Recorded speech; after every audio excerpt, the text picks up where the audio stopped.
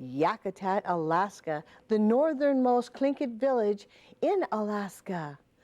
We visit with a gentleman there named Dave Beatty, a resident of Yakutat, and we visit many other people there too.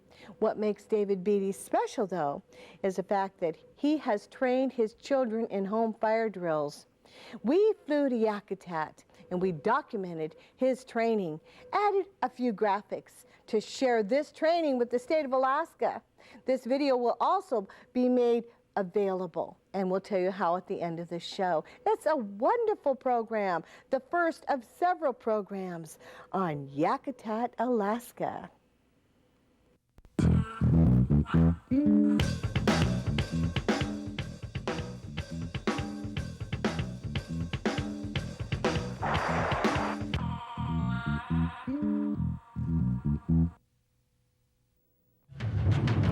Flying in Alaska? Fly Frontier, the official airline of Heartbeat Alaska.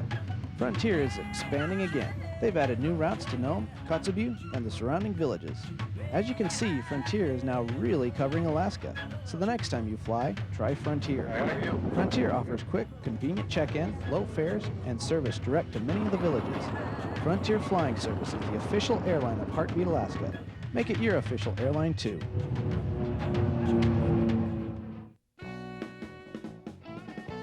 Jeannie Green Productions, Alaska's premier commercial, documentary, and event production team. Whenever and wherever you need video production, our experienced, dedicated professionals give your project the extra edge you're looking for. Alaska Native owned and operated.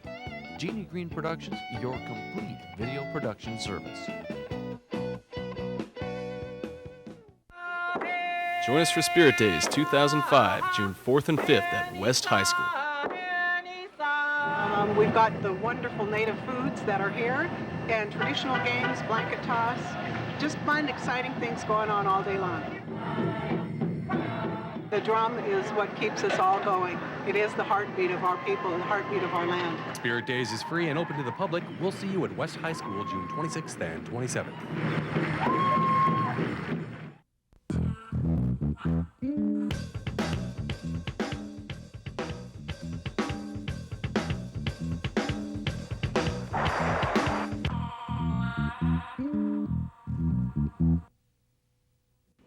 Travel with me now to Yakutat, Alaska.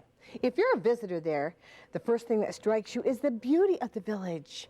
But there's so much more than the eye can see, and that's the very rich and interesting history. For instance, did you know that the world's only fish train was once in Yakutat, Alaska? Yes, a train that did nothing but haul fish.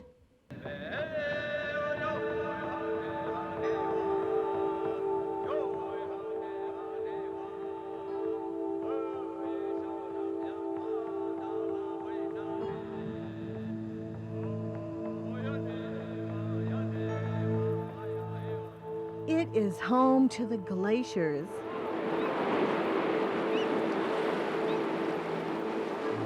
It is home to the brown bear. It is home to the otter.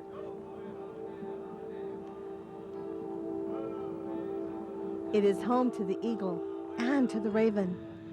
It is a paradise that has always been home to the Tlingit people of Yakutat.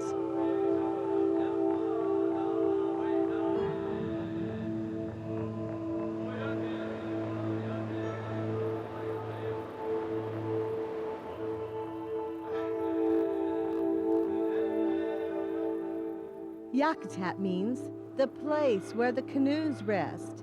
And if you were a canoe, there's no other place you would want to be. The majestic beauty of this isolated area leaves no question why the people who settled here centuries ago chose to do so. I like to live here, and just being here all my life and eating subsistence foods such as fish, seal, deer. I don't know, it's a real awesome place to live in. And when it's sunny, it's like paradise because we have a sandy beach that has a good 90 miles of sand and waves. So I don't know, it's a nice place to live. It's beautiful here. The people are friendly.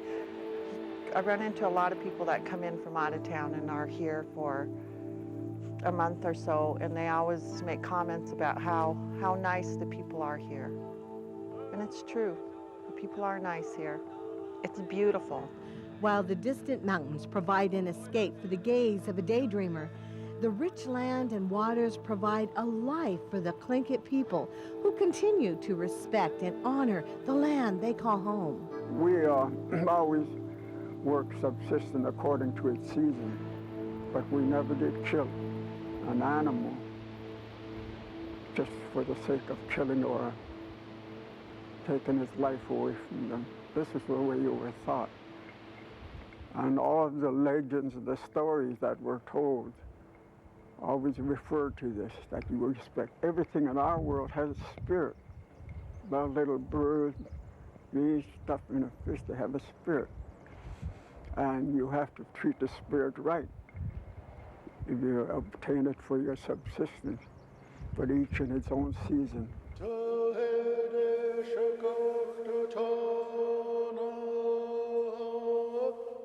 It's this kind of respect that allowed the Tlingit people of Yakutat to coexist with nature and with each other. In the surrounding area live several different clans, each sharing their land with the other, taking care of each other, respecting one another. Most of our land runs from what we call Cape Suckling, above Cape Suckling down to Lituya Bay. It covers about 263 miles the last time I measured it. But there's 5 clans in there, which are the landowner clans, and each tribe had their own boundary line.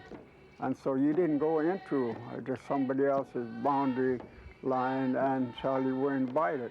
And then that, they used to make kind of a deal where you hunted my land and I'll hunt in your land all along the coast. But this respect would not be returned by the uninvited squatters who would push their way into the area, taking from the Tlingits their livelihood. In the late 1700s, Russian fur traders would discover the sea otter-rich waters of Yakutat Bay. And in 1805, the Russian-American Company would establish a fort here, staking claim to the sea otters of the region. Because the Russians would not allow local Tlingits access to their fisheries, a Tlingit war party attacked and destroyed the fort. Throughout the ensuing years, the Tlingit people would learn the meaning of change. In 1904, a sawmill was built, which produced enough lumber to construct a wharf and cannery on Yakutat's Mani Bay, and enough railroad ties to lay 10 miles of 40-pound rail from Yakutat to the Situk River. For the next 60 years, fish would be hauled from the Situk River to the cannery in Yakutat via the Yakutat and Southern Railroad, the world's only train devoted to hauling raw fish. The fish train, as it became fondly known as, would transport fishermen and workers to the Situk River on a daily basis and ran on a truly unique schedule that was dependent upon the tides, because the fishing boats could only unload their fish at high tide. When the train arrived at Situk River, the fish were unloaded from the boats and dumped into the gondola cars by a conveyor belt.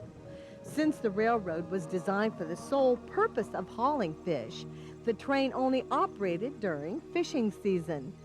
But in 1940, the train would serve a different purpose, one that would once again change the face of Yakutat.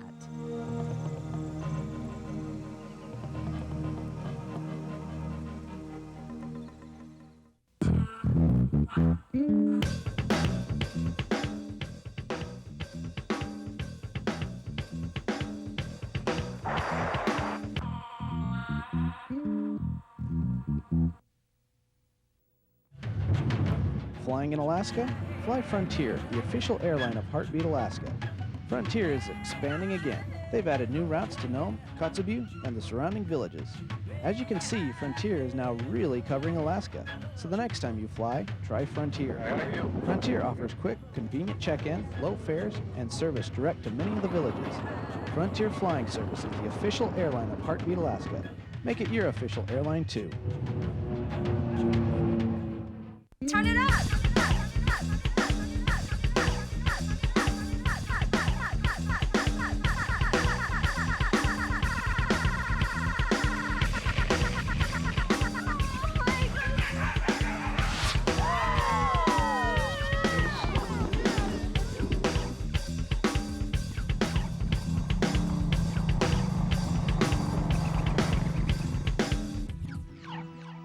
Turn it up!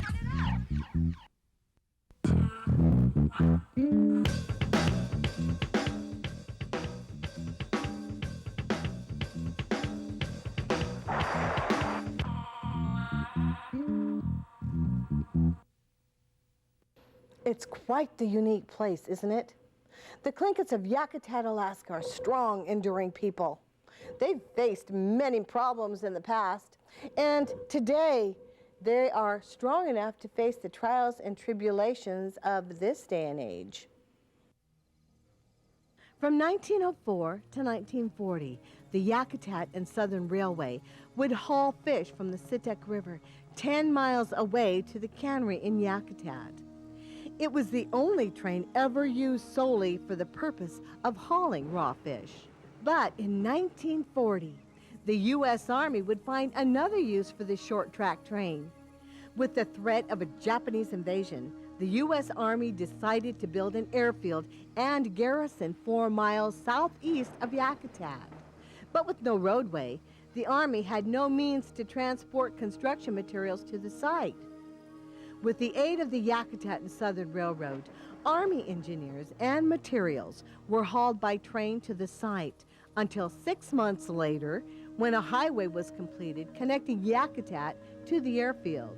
I was just a little kid when the Army and Navy came here, and I must have been about 6 or 7 years old. I remember it was the first time that I ever tasted French toast or cereal, Cheerios, and I'd never tasted that before.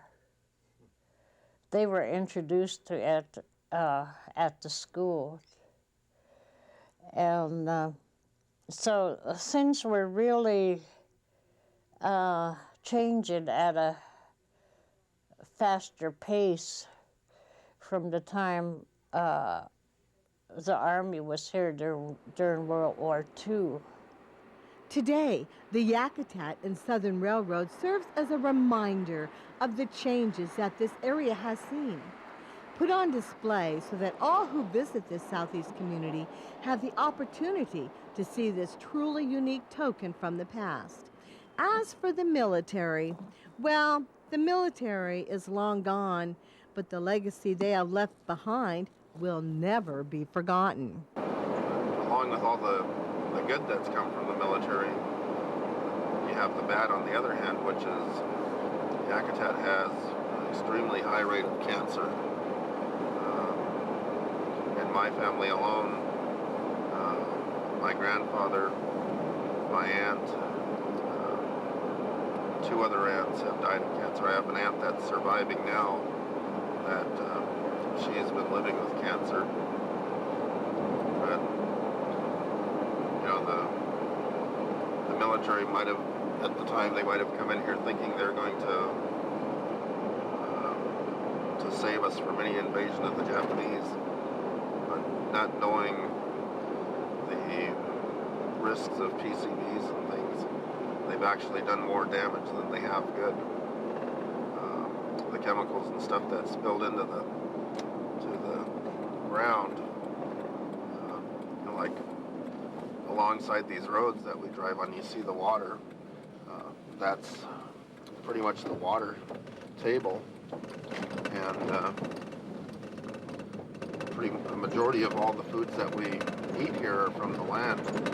So any toxins that leak into the water are absorbed by the animals. In fact, because of known chemical dump sites and chemical leakage, some beaches and access roads are closed to subsistence users. The saying, freedom is not free, holds true for both soldiers and civilians in this case. It's something that the people of Yakutat are coping with as they continue to live life the way they were taught, respecting the land and taking from it only what they need. It's this adherence to the old ways that define these people and assure that the Tlingit way of life will carry on into the future. I'm really proud to say I'm, Yakutat, because the Tlingit people in this area has a lot of pride in the culture, and even though all of that we have lost, due to, just to Western civilization, to fit into the ways, and we just have to stand our ground and we have to take advantage of what's in front of us, because if we don't, it's like gone like that.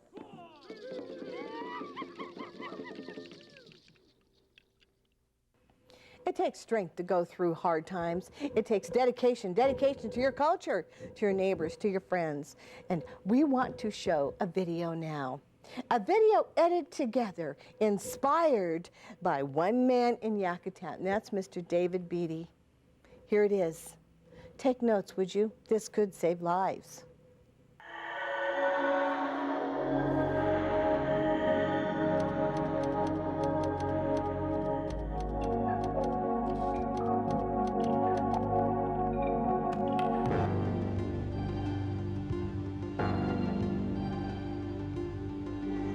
I was inside the house and I thought I'd smelt some smoke, but I thought it was maybe a firewood or something, and I went to the back window and it was just all orange. I came out of the house and went over to the window over here.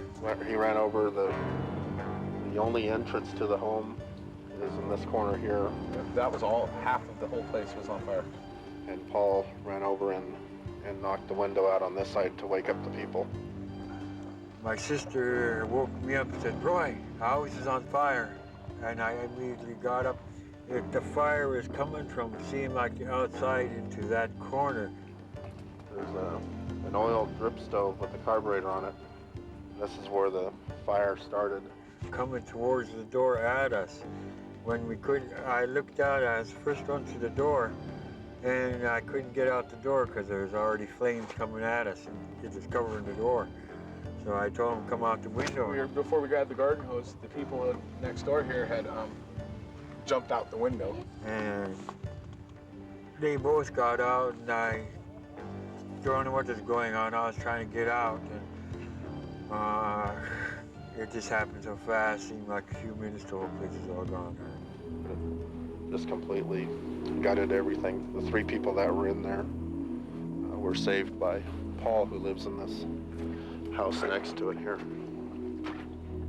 And if it wasn't for him, I think those 3 people would have perished in the fire.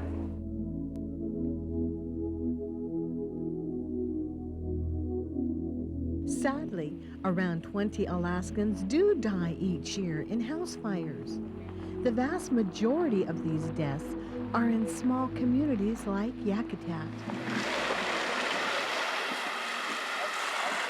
This is Dave Beatty. He lives here in Yakutat, Alaska with his 3 kids. This one's the black seaweed. This is Reuben seaweed. I think we eat it. As you can see, Dave loves to teach his kids all about the subsistence foods around Yakutat. He works hard to be a good father. But a few years ago, Dave realized he'd forgotten to teach them something very important. The way I looked at it back then is that, nobody from the fire department's going to come to my house and teach my kids how to properly evacuate the home in case of a fire. Nobody from the city or borough government. That's my responsibility as a parent.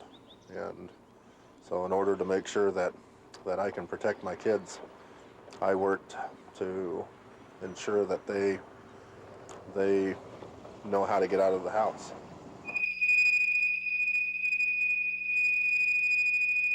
So Dave decided to do something about it.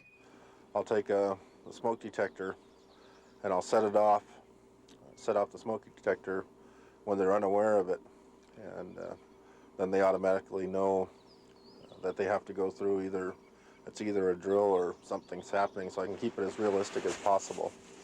And so as soon as I do that, they know to get off their bed, to crawl to the door. I crawled to the door, felt it. Cold door. Cold, and I opened the door and there was no smoke, and I went out the front door. After this drill, Dave tries another scenario. We climbed out of bed and went to the door and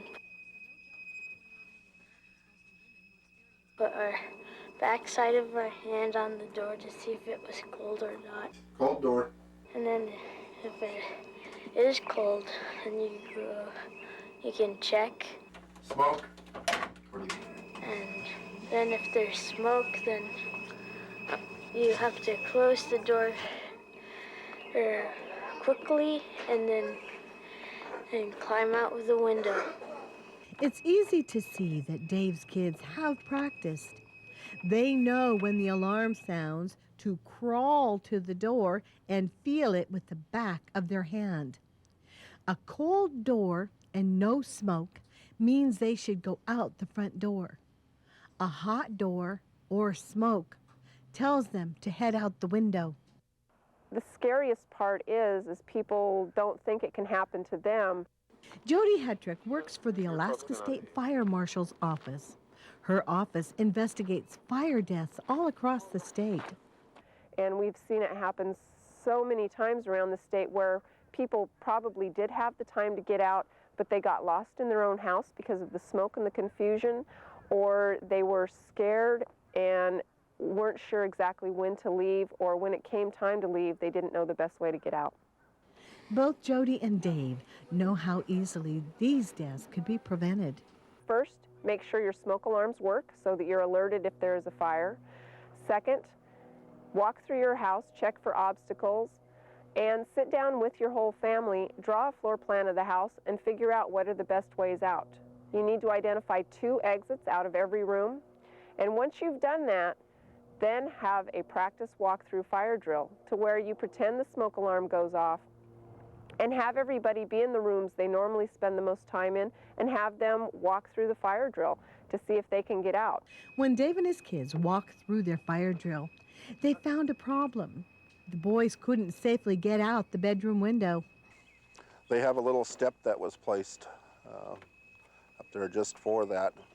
Once the boys go out, they know in an order that the oldest goes out first and waits on the step and helps his younger brother out.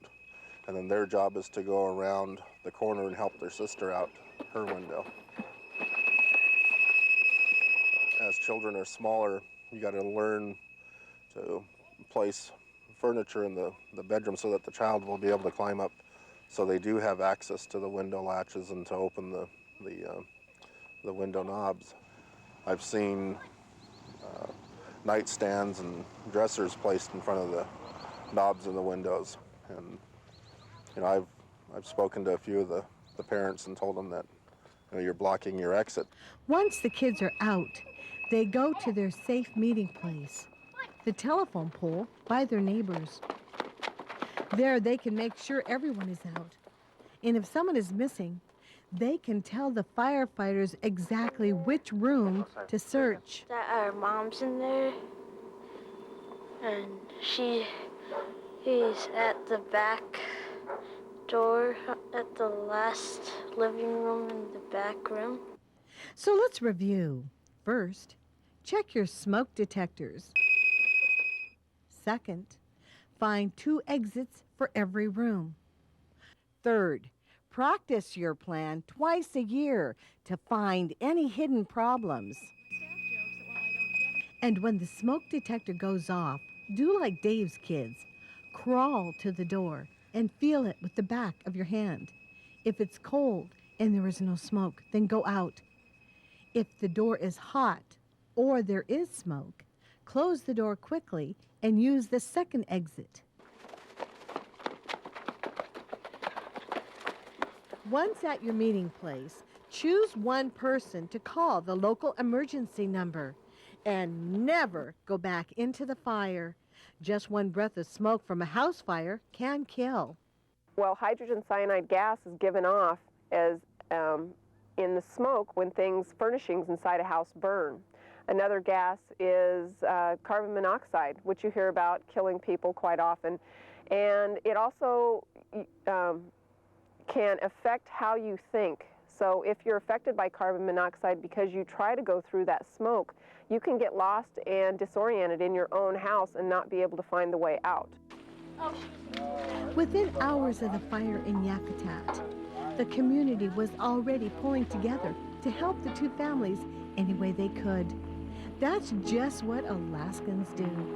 Even as he watched the smoldering remains of the fire, Roy Shada knew what was really important. Lost everything. The starlights that came out of it.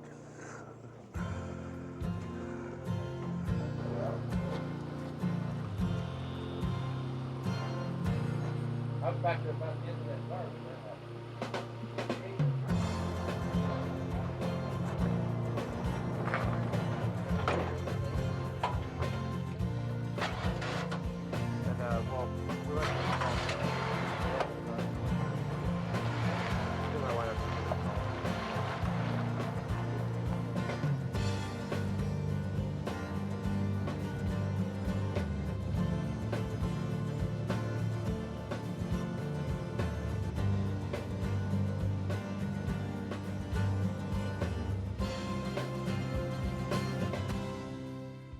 Thank you, David Beatty. Thank you, Melinda Lekanoff-Baker. Thank you, everyone that made this story possible. God bless every single one of you. Join me again, won't you, for more This Generation next week.